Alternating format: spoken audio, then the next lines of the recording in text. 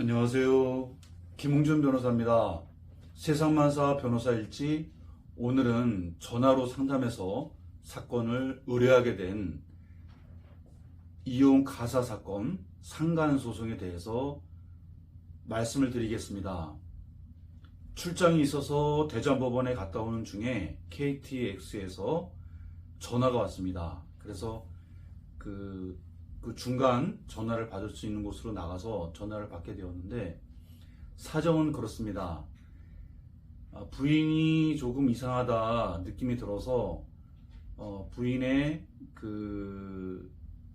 이제 카카오톡을 이렇게 보게 되었는데, 그게 이제 부인의 핸드폰을 직접 볼 수는 없으니까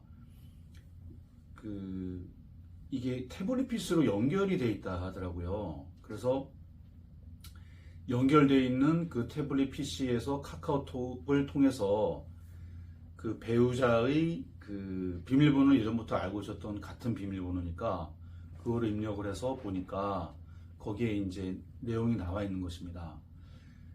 원래는 그렇게 의심을 하진 않았었는데, 남편분의 아는 사람이 또 부인도 같이 이렇게 알고 있는데, 그 남편분이 알고 있는 사람을 A라고 했을 때 이 A라는 사람하고 남편은 굉장히 좀 관계가 좀 안 좋대요. 굉장히 좀 적대적인 관계, 그런 관계였는데, 어떻게 A라는 사람의 집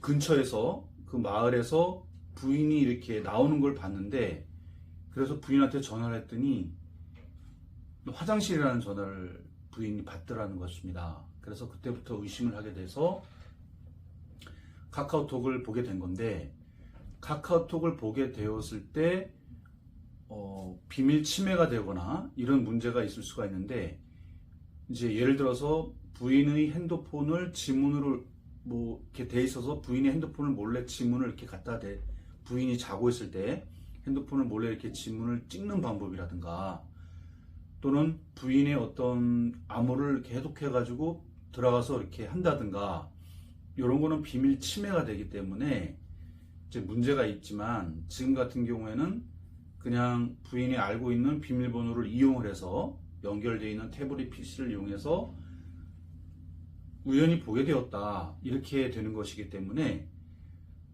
이것은 어떤 증거 능력이 부인되지가 않습니다. 거기서 이제 내용을 봤더니 이제 서로 간에 성관계를 암시하는 듯한 그런 문자도 있고, 그래서 이제 충격이 많이 큰 건데, 이제 이혼 소송을 하고 상간 소송을 하고 해서 이혼 소송과 상간 소송을 같이 병합해서 할 수도 있는데, 이제 의뢰인 분께서는 부인이 싹싹 빌 수가 있다, 아직 나이 어린 아이가 있기 때문에 부인이 싹싹 빌 수가 있고 도저히 이혼만 못하겠다고 매달릴 수가 있다, 그럴 때에는 이혼 소송을 하지 않고 상간 소송만 할 수 있겠는가, 이렇게 이제 질문을 주셔서 예, 가능합니다. 이혼 소송은 나중에 하셔도 되고 안 하셔도 되고, 하지만은 그 상간 소송에 대해서는 할 수가 있습니다. 물론 상간 소송을 했을 때, 이혼을 하지 않고 상간 소송만 했을 때에는 민사 소송이 되는 것이고, 관할도 민사 법정이 되는 것이고, 만약에 이런 상간 소송과 합쳐서 또는 병행해서 이혼 소송을 하게 되면, 그때는 이 상간 소송도 마찬가지로 민사 소송이 아닌 가정법원 관할에서 재판을 진행하게 되지만 큰 차이는 없습니다. 민사 소송에서도 큰 차이는 없는데, 다만 상간 소송을 하면서 이혼까지는 이르지 않은 것이니까 상간 소송에서 받아낼 수 있는 금액은 약간 적을 수는 있습니다. 그렇지만 그 차이는 굉장히 미미하기 때문에 민사 소송을 한다 하더라도, 상간 소송만 한다 하더라도 전혀 지장이 없습니다 라고 말씀드리니까, 그러면 우선 이혼 소송은 나중에 차차 생각을 하고 상간 소송을 먼저 진행해 주십시오. 이렇게 의뢰를 하셔서 진행을 하게 되었습니다. 즉 상간남을 상대로 해서 불법 행위에 의한 민사 소송을 진행하게 되는 것인데, 그러면은 얼마 정도를 받을 수 있겠습니까? 라고 이제 질문을 주셨어요. 통상적으로 어떤 이런 외도 이런 거를 이제 포괄적으로 부정한 행위라고 민법에 규정되어 있어서 부정한 행위라고 이제 말씀을 드리겠습니다. 부정한 행위가 일회성이라든가 단발성이라든가 또 이런 어떤 내막을 잘 모르는, 부부의 내막을 잘 모르면서 이분이 배우자가 있는 사람일까 없는 사람일까 긴가민가 하면서 뭐 했다든가, 뭐 이런 단발성의 경우에는 1,500 정도 이렇게 인정을 하고 있습니다. 또 이게 장기간이거나 또 부부 사이의 어떤 내용을 알면서 부부를 이간질하는 그런 측면에서 나올 때는 2,000, 2,500 뭐 이렇게도 나올 수가 있습니다. 그런데 이 문자를 보니까 문자에 뭐라고 되어 있냐면, 그 부인이 그 상간남에게, A에게 내 남편이 눈치가 빠른 사람인데 눈치를 챈 것 같아 라고 하니까, 그 A가 하는 얘기가 문자로 블랙박스 지우는 방법이라든가 이런 거를 막 또 알려주는 겁니다. 그러면서 하는 얘기가 어떻게 해야 뭐 모를 것이다, 이런 식으로 적극적으로 이 부인에게 들키지 않는 방법을 알려준다는 거. 이거는 무슨 얘기냐면은 계속적으로 그런 부정한 행위를 이어가겠다는 그런 뜻이 있습니다. 더군다나 그 부인이 어떤 질문을 해서 자기 남편 흉을 볼 수가 있어요. 남편이 너무 고지식하다든가, 또 남편이 말이 안 통한다든가, 남편이 너무 자기 생각만 한다든가, 이런 얘기를 하면 그 A가 하는 얘기가 이제 너도 그러면 뭐 얘기를 해라, 너도 의사 표현을 정확히 해라, 너도 맞서서 뭔가 얘기를 해야지 된다, 뭐 이런 건설적인 얘기하는 게 아니라 같이 이제 남편을 흉을 봅니다. 흉을 보면서 그런 남자가 있냐는 둥, 뭐 이런 식으로. 그렇게 되면은 결국에는 이 부인의 어떤 혼인 생활을 깨겠다는 그런 의도가 있는 것이죠. 그래서 이거는 굉장히 악질적인 상간남에 들어가겠습니다. 이런 경우에는 3천, 4천, 5천까지도 우리가 청구할 수가 있는 것이다 말씀을 드려서 5천을 청구를 한 걸로 결정을 했습니다. 2007년에 간통죄가 폐지되었습니다. 그 간통죄 폐지한 헌법재판관들의 이야기는 그 성적 자기결정권, 또 국가 권력이 개인의 삶에 너무 깊숙이 들어가는 것은 안 된다, 이런 얘기를 했습니다. 국가 권력이 개인의 사생활에 침범을 하면 안 된다라는 건데,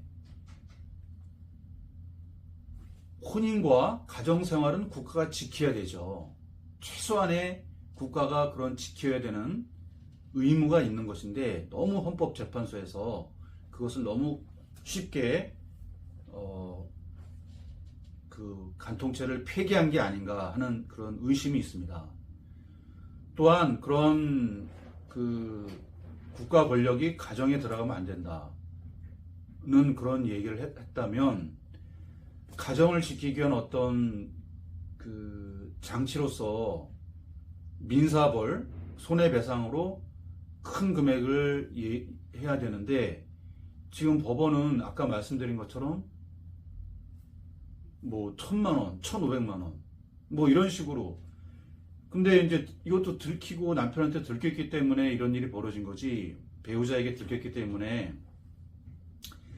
그게 들키지 않은 그런 많은 경우에는 이 정말 가정생활을 지키고 어떤 부부 가정생활을 지키고자 하는 그런 그 국가의 의무가 과연 제대로 이행되고 있는 것인지.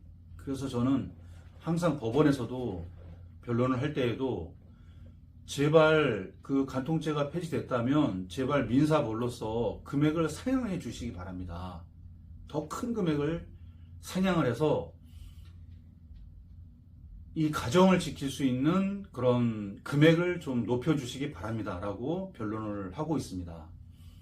이와 같은 지금 어제와 같은 사안에서도 많은 금액을 얘기해서 유약벌, 징계벌, 그래서 이렇게 됐을 때에는 내가 경제적으로 큰 벌을 받겠구나 라는 경각심을 주어야 우리가 가정생활도 지킬 수가 있을 것이고, 가정생활을 지키고자 하는 것은 아무래도 지금 현재 우리 제도가 가정에서 출산이 이루어지고 아이를 키우는 게 죄송합니다. 기본적으로 가정에서 이루어지지 않습니까?